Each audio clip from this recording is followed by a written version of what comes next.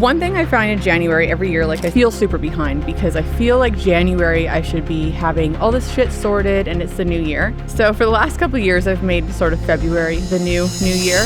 My ideas change all the time of what I want to achieve. You know, one year it might be grow the salon. The next year it might be grow a different business, or things might change during the year. I mean, I might get a bunch of resignations next week. And my whole goal is going to be just not having the salon fucking shut down. If you have services in your business that are sitting at like a $50 an hour profit and some are at an $85 an hour per profit, and you have a week that you have a whole bunch of the $85 per hour profit services booked, and then the next week you have the opposite where you have the $50 an hour services booked, that's why your cash flow is going to be so inconsistent. And like some weeks you're like, I was fully booked last week and this week, yet I have no money this week and more money last week. So it's really about trying to get that cash flow to be a little bit more predictable. Hey Rebels, it's Charlie, your host of the Salon Rebel Podcast, and it is 2026, and boy, do I feel behind as usual. So every year I feel like this. I have a million things that I want to do by January. I've had a few weeks to think about what I want to do. Usually we have a nice, pretty round of gastro through our house, so that gives us like lots of laying around time to really think about what we want to do with our year. So this year I decided, of course, as usual, I'm going to start doing 10,000 steps a day. I'm going to play pickleball 4 times a week, weight train 4 times a week, be on like a 1,500 calorie deficit every day, and I'm doing really well. If you haven't been able to tell, I've lost like 10 kilos in the last, January 8th. So it's working amazingly. So hopefully your guys' New Year's plans are working out really well for you too. Can't wait to see how long you last. I'm giving myself probably about another 5 days. I already really want to drink and regret not bringing one with me today to this show. So, all right. So I wanted to talk about really realistic goals of what I'm doing for like right now and how I'm planning for the year. If you've ever heard me talk about goals before, I don't really believe in like having these sessions where I have like all these goals that I'm trying to hit throughout the year. I kind of do it a little bit more on the fly. You know, my ideas change all the time of what I want to achieve. You know, one year it might be grow the salon. The next year it might be grow a different business, or things might change during the year. I mean, I might get a bunch of resignations next week, and my whole goal is going to be just not having the salon fucking shut down. So right now we're looking good though. We haven't received any resignations this year. So that is great. But if you are going through that right now, I'm telling you, that is so normal for the beginning of the year. I went through some hard stuff last year and we totally turned it around by the end of the year, which was amazing. And now being on the other side of that, it does teach you like a bit more like resilience and how your hard work can definitely turn even the worst situations around in your business sometimes. So if that is you, feel free to reach out. I'm always willing to have a little chat in the DMs if you're having a bit of a hard time there and you just need somebody to go, yep, been there. One thing I find in January every year, like I said, is like, I feel like I'm super behind. I feel super behind because I feel like January I should be having all this shit sorted and it's the new year. So for the last couple of years, I've made sort of February the new year because I have kids, right? So my kids are on school holidays right now.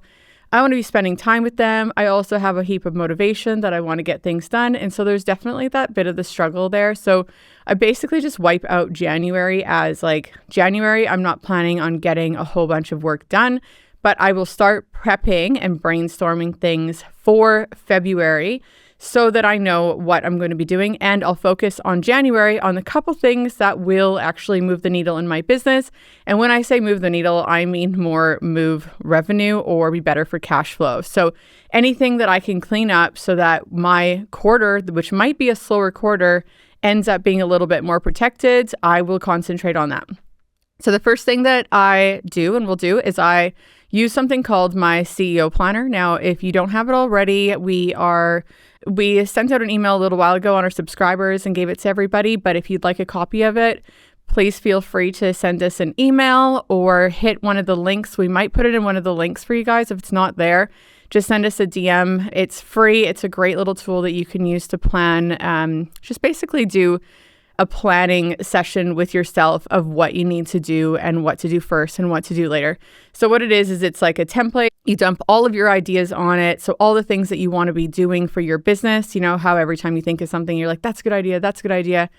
When should you be doing that? You put them all on this list, and then we'll show you how to sort of categorize them into things that are like needle moving, things that are big things that are going to move the needle in your business, things that are super urgent, need done like ASAP, things that need to be put on the back burner that are just a waste of your time, and things that you can delegate to somebody else. So once you've done the big dump, you can go and put them into the different categories so that you have a better idea of what you're actually going to do first.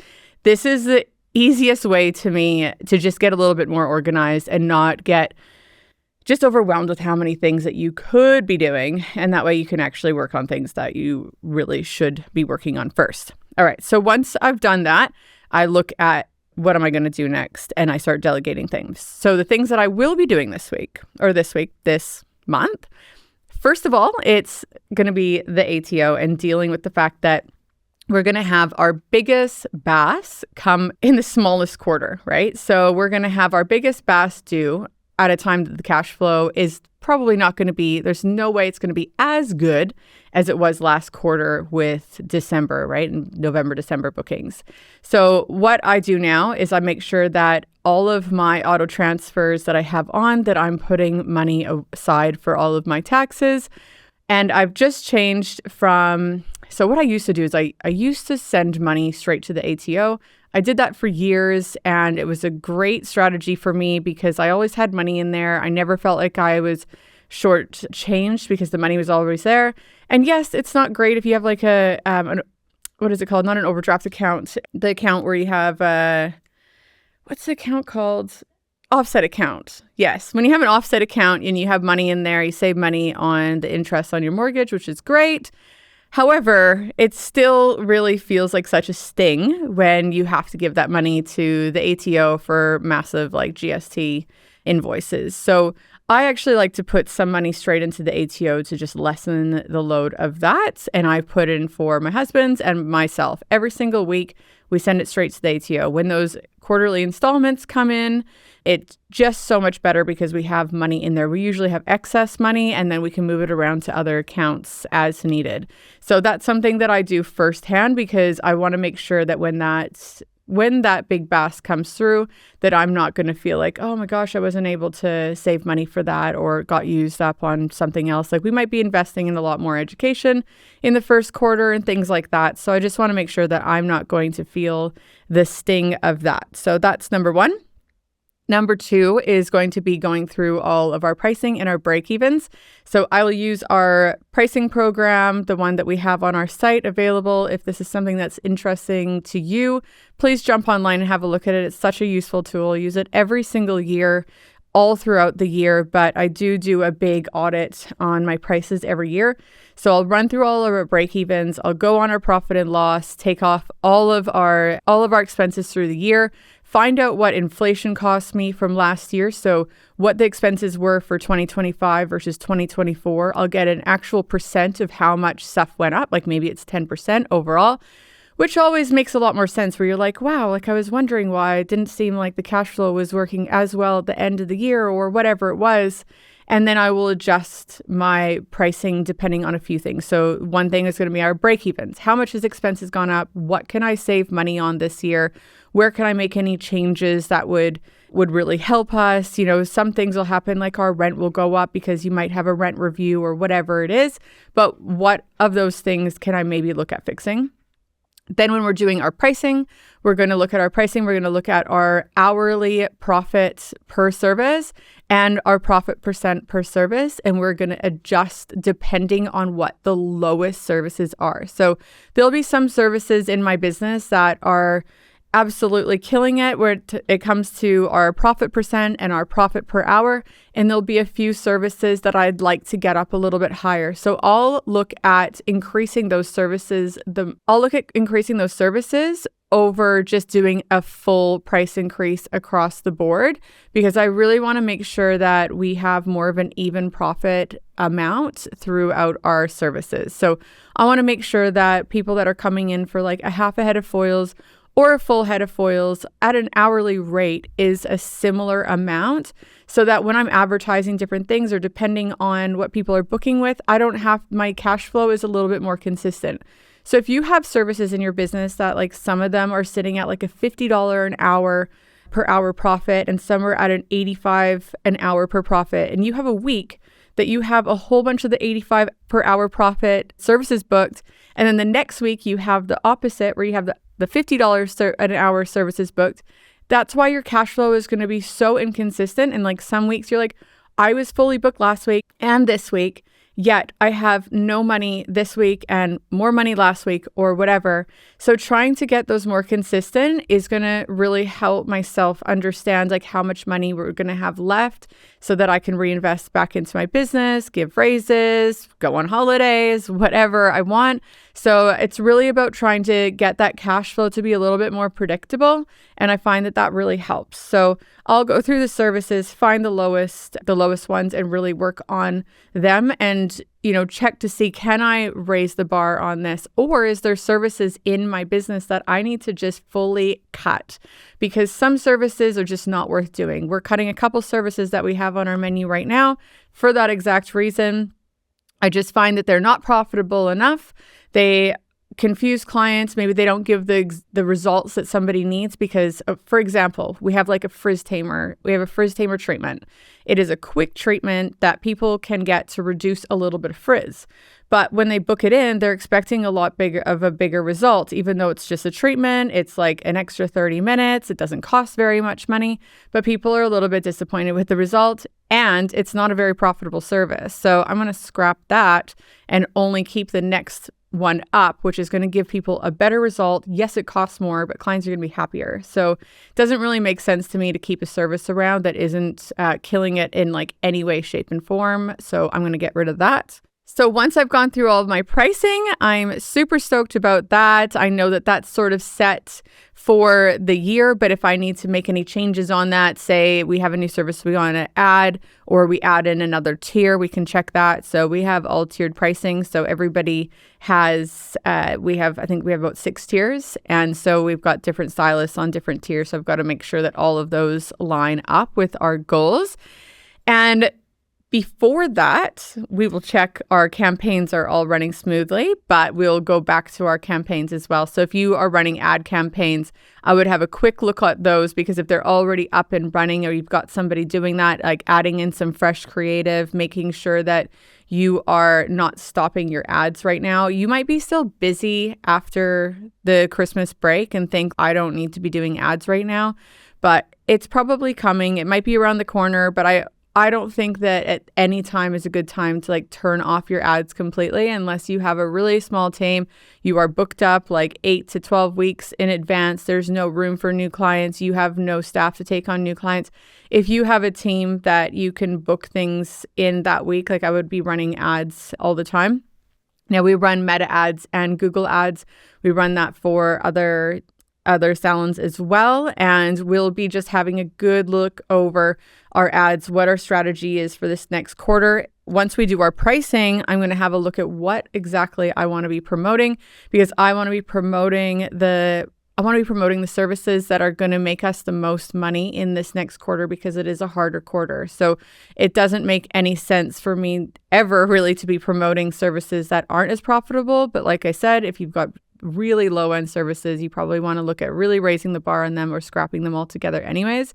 But we'll be focusing on those higher earning services to just get us through that next quarter quite nicely with a bit of a buffer, so we can save for all that tax and obviously plan some holidays and do all the fun things that we want to do in our business to really expand throughout the year. I will say with our campaigns as well, so we run Meta ads. If you are looking for what is working with Meta, Founder ads are doing amazing. So videos of yourself and how you run the salon, give us the background story, pop that up for one of your creatives. They work great. People love to see behind the brand and they don't want to just see before and after or of the hair. And when you're talking about having hair creatives, make sure that you're showing people the process, like show people where they're going to be sitting down for their appointment, what it looks like when they come in, how to book an appointment, what it looks like when they leave, like people actually in the salon and what it looks like to be there.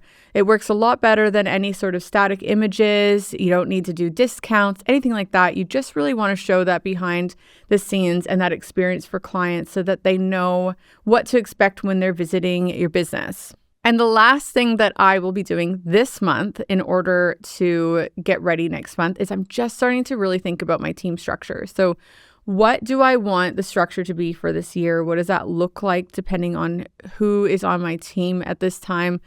Before I go and have one-on-ones, before I have performance reviews, I really want to find out what do I need out of my salon? Like, what do I want to do this year? What does that look like? Because it's all well and good to go and have a performance review with somebody and somebody sit there and say, yeah, I want to be an educator or I want to really work on my leadership. But if those people have not shown any interest in leadership or in sales or in education, why would you promote somebody and push them along that way? Like they might want to do that, but they really need to show you a little bit of initiative as well. So you can give them a bit of a carrot, but you can't be creating roles for people that aren't genuinely going to they're not actually going to achieve the things because they don't really want that. It might just sound exciting to them, but you want to be creating roles for people that you in your head, you go, okay, I've got a salon team of 10 people.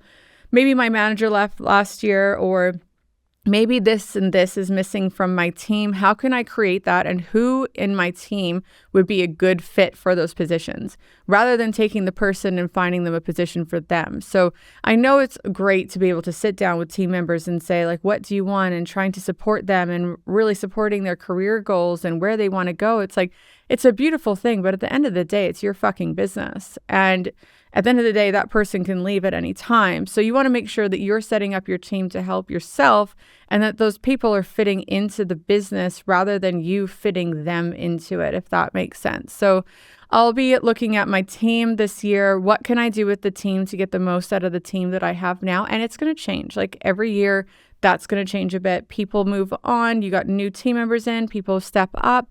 What can I do this year in order to give us like a great business and to systemize our business?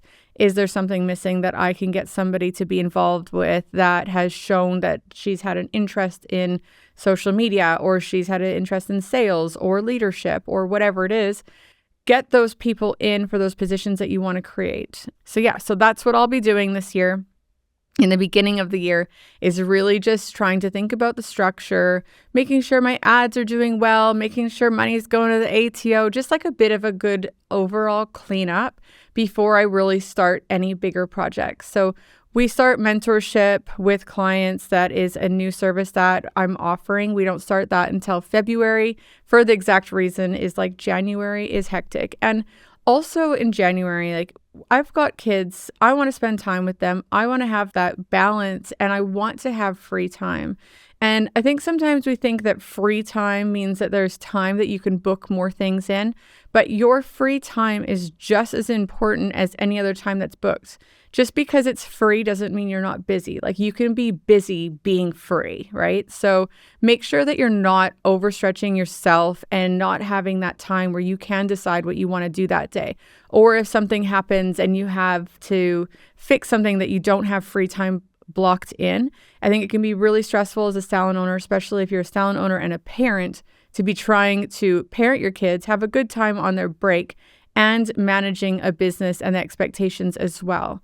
You know, life is short. We want to be able to enjoy our businesses, but we really want to enjoy having time outside of that as well with our friends and family without so much pressure. So, you know, it's not about the things that you do in January that's going to make or break the year. It's about the consistency that you have all year long. So doing a bunch of shit in January isn't going to set you up for the whole year. It's what you do every single day every single month to make sure that your business succeeds.